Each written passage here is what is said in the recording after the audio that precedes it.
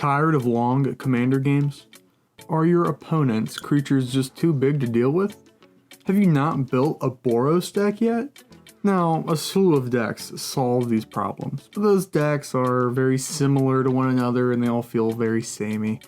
Unlike Brion Stoutarm. You should build a Stoutarm deck because not only do you get to fling big creatures at your opponent's face, you can fling your opponent's creatures right at their face. Now, for those who don't know what Brion Stoutarm is, it's 2, a red and a white for a 4/4 lifelink legendary giant warrior with the activated ability of 1 red mana, tap Stoutarm and sacrifice a creature. Then, Brion deals damage equal to the sacrificed creature's power to target player. So the Stoutarm is a lifelink fling on a stick. So we will build our game plan around this. The game plan being that we will steal our opponent's creatures with cards like Act of Treason, attack an opponent, and then fling them with Stoutarm before we have to give them back. Doing this will drop our opponent's life totals faster than I dropped that bowl of spaghetti that I heated up for too long in the microwave. Let's get right into the deck with strategy. The most important part of learning a deck or building a deck is to learn the overall strategy. The strategy we will employ with this deck is called Group Slug. Group Slug is lowering everyone's life total as fast as possible through non-combat means mostly. Some popular cards for Group Slug are Ruric Thar, Sulfuric Vortex, and Mana Barbs. So just looking at these cards, you'll get the idea that any card that lowers everyone's life total fits right into our strategy. Whether the damage is attacks like Mana Barbs or it just happens like Sulfuric Vortex. We will run as many damaging effects as possible, so when we fling a big creature with Stoutarm, we can take our opponents out. With the first and most important section done, we'll move on to Ramp, which in my opinion is the most boring and it feels samey to every other deck. We're running 12 ramp cards separated into 7 2-cost mana rocks, 3 3-cost mana rocks, and a soul ring. If your playgroup is highly competitive, you'll want to cut the 3 3-cost mana rocks for more efficient ramp cards, or if your meta is slower, cut more of the 2-cost mana rocks for more 3-cost mana rocks that have effects with upside like Commander's Sphere, Darksteel Ingot, or Heraldic Banner. I decided I wanted 3 3-cost mana rocks because in my opinion that's the best number for my playgroup. The reason for picking the 2-cost mana rocks was simply made with budget in mind, as simply anything that produces mana on turn 2 is good. However, the 3 3-cost mana rocks that I run are Boros Locket and Commander Sphere for late game card draw when we have enough mana and we need card draw. Also, we run Cryptolith Fragment as a ramp card that also fits into our game plan by damaging everyone whenever we tap it. However, don't be fooled by the backside. It'll only flip in 1 in a million games since we'll be gaining life through our commander. Now, like I said, ramp is the most boring part of a deck, in my opinion, so let's move on to card draw, where we can really make the deck our own. Since we're in Boros, we don't have many good card draw options, so I decided the deck would focus around Thrill of Possibility style card draw. So we're running Thrill of Possibility, Cathartic Reunion, Faithless Looting, Tormenting Voice, and Magmatic Insight as ways to get us card draw fast without waiting a turn. For repeated card draw, we run Furious Rise, Dawn of Hope, Skull Clamp, Maze Mind Tome, Bag of Holding, and Rummaging Goblin. With our commander out, since it's a 4/4 lifelink, it triggers Furious Rise and Dawn of Hope when we need it to. Skull Clamp is excellent because we can always attach it to a creature that we plan on sacrificing, so when we do sacrifice that creature, we will draw 2 cards. The next 2 are a part of the discard sub-theme in the deck, Bag of Holding and Rummaging Goblin. Bag of Holding allows your discarded cards to be stored into the bag, and you can always pay for it instant speed to grab all those cards back out so you can refresh your hand. And it also has a looting option if you're looking for one. Rummaging Goblin allows you to get rid of cards that you don't need to draw new ones. So if we need something to discard, we run Squee, Goblin the Bob, Gift of Estates, and Anger. Now, Squee, Goblin the Bob will simply just come back to our hand on upkeep, and that's a very excellent thing to discard. Also, Gift of Estates. Now, for those who don't know, Gift of Estates reads, if an opponent controls more lands than you, Search your library for up to 3 playing cards, reveal them, put them into your hand, then shuffle your library. Now, Gift of Estates allows us to grab lands pretty much 99% of the time, since there's always a green ramp player, and if you don't go first, you can always cast it turn 3 before you play a land, and then play your land for turn. But the main reason to play this card is to discard the lands to our draw spells, or simply play them out if we're lacking the lands. You can grab Mistville Plains, which will be useful for another section later.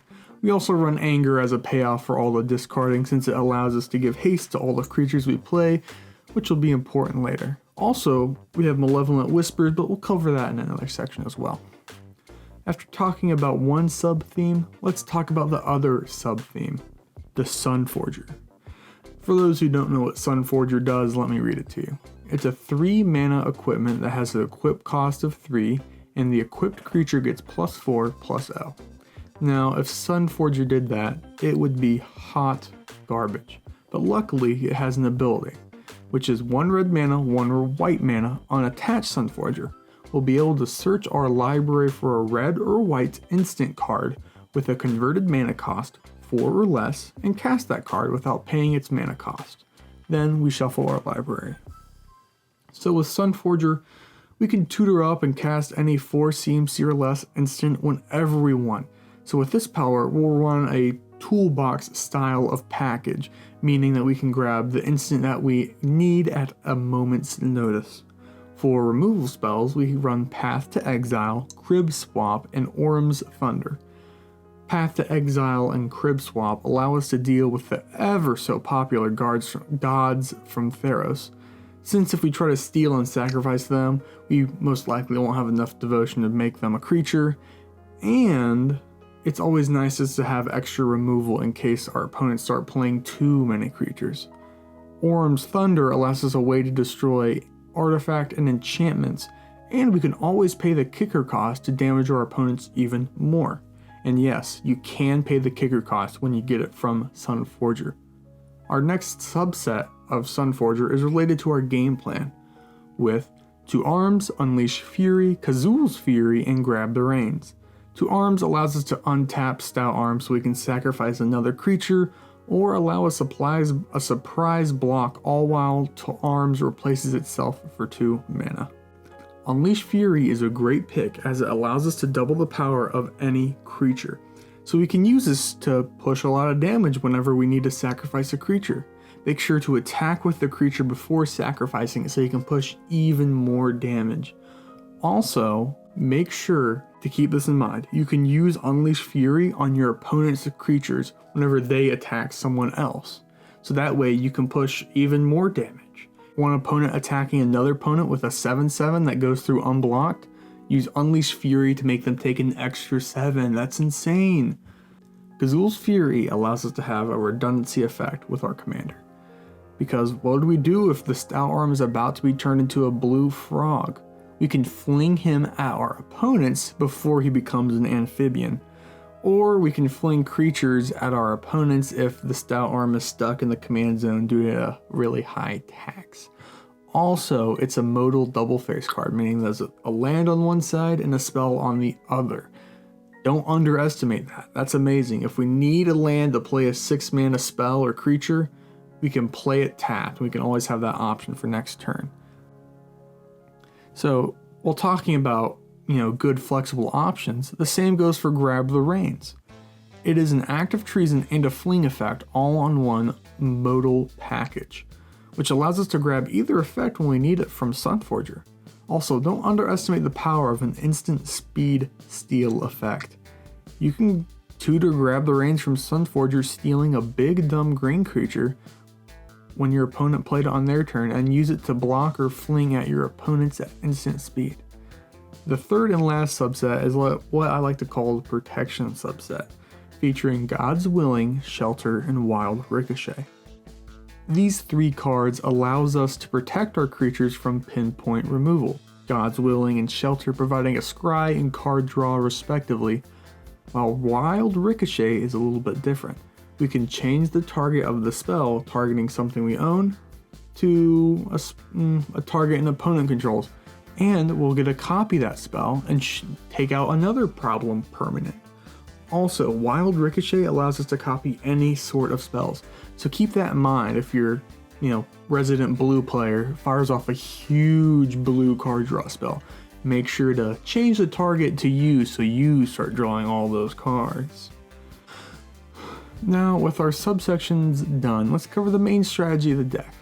And covering the main strategy of the deck is through our active treason effects. We're running 9 of these effects, and I've ranked them for ease of understanding. Number 1 is Active Aggression. It's a 3 mana instant speed steal with the downside of paying 4 life, but that paying 4 life is negligible due to the amounts of life gain we'll receive with flinging creatures with our commander.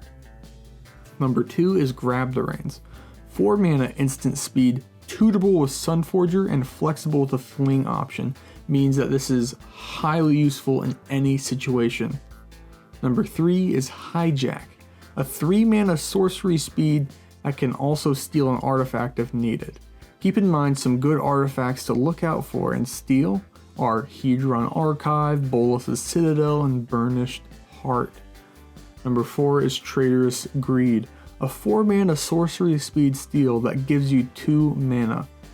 If we use that 2 mana for another spell or to activate an ability, Traitorous Greed essentially only costs 2 mana. Number 5, Active Treason, 3 mana sorcery speed steal, the good old reliable. Number 6, Malevolent Whispers, 4 mana sorcery speed steal with a madness cost of the same. With Thrill of Possibility, Rummaging Goblin, and Bag of Holding, you can cast this at instant speed by discarding it. Yes, it does work with Bag of Holding before you ask. If you discard Malevolent Whispers with a Bag of Holding out, there'll be 2 triggers.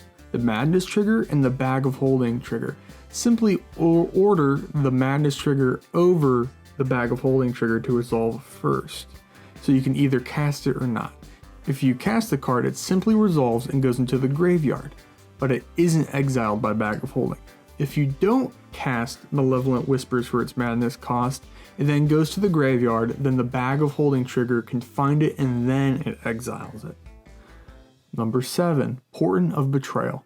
4 mana sorcery speed steal with a Scry 1 tacked on. No possible way to upgrade to instant speed, but it is nice having a Scry 1. Number 8, Captivating Crew. A 4 mana creature with a 4 mana sorcery speed steal ability that steals. We run this so we can have a repeatable steal effect for the late grindy games in Commander. Number 9, Songmad Treachery. 5 mana steal is way too expensive at sorcery speed.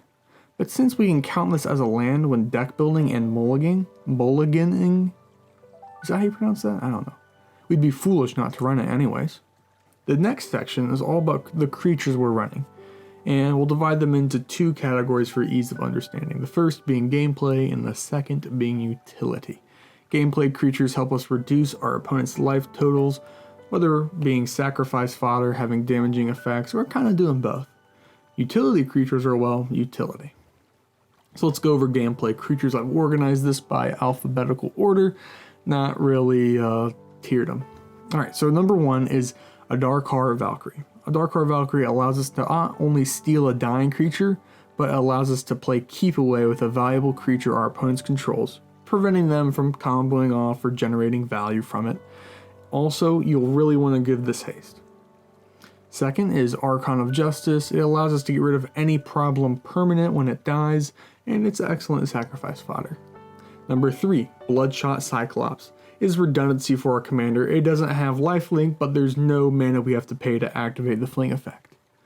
Number 4, Captivating Crew, allows us to have a repeatable active treason effect. Number 5, Harsh Mentor, is a group slug type card, and it will quickly become a problem if our opponents rely on activate abilities for their commander decks. Number 6, Rising Populace. It's a fodder creature. We'll try to get it out early, and when we start sacrificing creatures, it'll grow and grow, eventually becoming big enough to one-shot a player. Number 7, Scuttling Doom Engine, is also a fodder creature. If we attack a player, it'll deal 6 damage, then we'll sacrifice it later with a fling effect, and fling at our opponent for another 6 damage, and it has a death trigger dealing 6 damage to an opponent. So in total, it can deal 21 damage to one player. Yikes, that's a lot. And it has evasion from creatures power 2 or less. So keep that in mind, is you can really, just constantly swing this in at the token player at the table. This Scuttling Doom engine is highly effective. Number 8 is Serra Avatar. Serra Avatar is again another fodder creature. Since our commander has life link, we'll most likely have the highest life total at the table, so Serra Avatar will one-shot whoever we need it to. It also has the upside of being shuffled into our deck when it's put into the graveyard, so we can draw it again. Number 9 is Sun Titan. Now Sun Titan is simply a white staple card. It can either be flung for 6 damage or kept around to constantly recur our discarded permanents. Sun Titan is excellent. Highly recommend it. Next up is Tectonic Giant. Tectonic Giant is both a utility creature and a gameplay creature. It can, whenever it attacks or is targeted by a spell or ability an opponent controls, it either deals 3 damage to all players or gives us Red's exile card advantage. Since it's so flexible, it really is a great include. These next creatures are our utility creatures, meaning they don't help in our game plan, but they can help us out in other ways. First up is Annexed Hardened in the Forge. Now he is simply the best utility creature we have. Annex gives us 1/1 tokens whenever a creature we control dies, and we can use these tokens with our sacrifice outlets like Skull Clamp or Culling Deus to gather card draw, and the token death triggers also trigger Rising Populace. Also, with Annex's power being our devotion to red, Annex can become a creature with high power, so keep that in mind. Next up, Anger. Anger has already been discussed, but make sure to discard it, giving our creatures like a Darkar Valkyrie and Serra's Avatar haste. Third is False Prophet. Now, False Prophet is an interesting card, because in 50% games, it'll be hot trash, because we're in the lead and there's just nothing else it can really do for us. For the other 50%, it'll be a lifesaver. False Prophet is only useful in the games where there's a lot of hexproof and a lot of token creatures with low power. But it is nice to have one board clear in deck just in case things get out of hand. Another tip is to wait when sacrificing the Prophet until the absolute last possible second. However, be warned, do not play this when you're in the lead, because all it takes is one little removal spell to exile the board, so play with caution. Hoarding Dragon is possibly one of the best utility creatures we run next to Annex. Hoarding Dragon tutors for any artifact in our deck, while also being a creature we can sacrifice. Good targets for the dragon to grab are Skull Clamp, Soul Ring, and Sunforger. Rummaging Goblin is a repeatable rummage effect on a sick. Keep in mind you can use the Goblin to discard your Malevolent Whispers to cast it at instant speed. Last but not least is Solemn Simulacra, more commonly referred to as Sad Robot. It ramps us and gives us card draw. You can loop it with a Darkar Valkyrie for additional lands and cards if you so desire, and the game is going that long. The last section is the non-creature cards that help with our game plan. With Dictate of the Twin Gods, this enchantment with Flash allows us to double every single point of damage done by anything or anyone. The effect will mean that people's life totals will drop insanely fast. A good idea is to play the enchantment right when 2 players are in combat with one another. Doing this means any unblocked or trampled creatures will deal massive damage to one of your opponents. And any blocks that might have left a surviving creature probably won't, with every creature's power being essentially doubled. Remember, this doubling damage also applies to non-combat damage, so it'll double your Tectonic Giants, Harsh Mentors, and Stoutarm. It is important to know that paying life isn't considered damage to your active aggression, and any other Phyrexian mana's life payment isn't doubled by Dictate of the Twin Gods, just in case you need to know that. In conclusion, there's no other decks that play like Brion Stoutarm. Since there's no other decks like the Stoutarm, you'll have a deck that's uniquely yours. However, there are some other commanders that fit into other color pairs or don't have sacrifice abilities but aren't fling. So if you like this playstyle, consider running some of these commanders for different effects if you so desire. Like Shattergang Brothers, Lysolda the Blood Witch, Corvold Fey Cursed King, Thraxamundar, Vevictus Asmati the Dire, Ghost Council of Orzhov. Now, if you enjoyed this video and are considering building a Stoutarm deck, my biggest point of advice that I can give you is to go through your collection and find all the cards that synergize very well with the Stoutarm or cards that you want to play in the Boros colors. Doing this will give you a great place to start with your deck. Maybe the cards you want to play with are all wheel effects and red for card draw, unlike the Thrill of Possibility card draw I have in my deck. Doing this might take you into a whole new territory of damaging players for how many cards they draw, and it synergizes really well with your Wheel of Fortune type effects. So, if you find some cool cards going through your collection or looking online, leave a suggestion in the comment section below. I would love to hear them. Or talk about the direction you took with the deck. Maybe you went more towards a life gain synergy, or you focused more on equipment. I would love to hear what cards you're running. Now, if you want to watch more content about Commander, I have a video using Thrill of Possibility as your main card draw in red you can watch. Or if you want to watch me draft, I have a playlist somewhere around here where I draft Zendikar and Riza on Arena. Thank you for watching, and enjoy the Thrill of Possibility.